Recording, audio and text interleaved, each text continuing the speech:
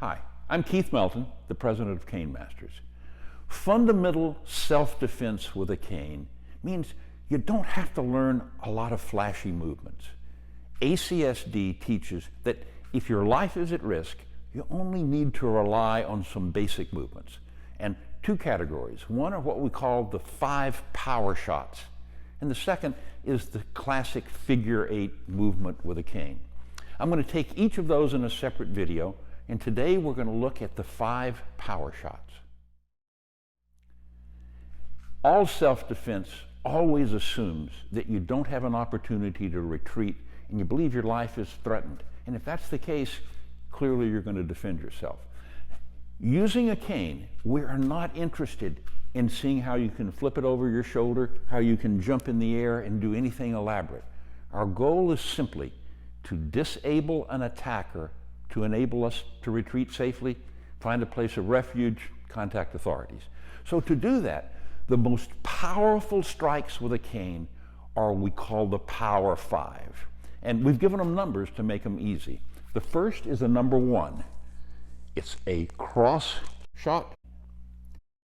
It comes up and comes back. This is a powerful shot. This is a number 1.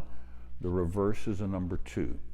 The second is a number 3, which is horizontal, and the 4 is back. And the fifth is a dissecting.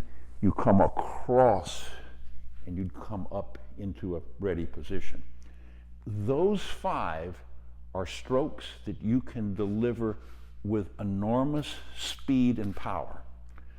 Ultimately, the impact of a cane is determined by the mass of the cane and the speed of it.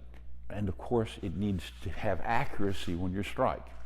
We never strike a bad guy with the intention to hurt them.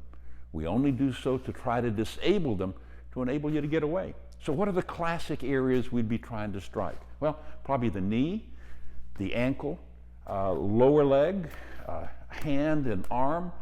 Never go for the head unless you have no other choice and it's a matter of life or death.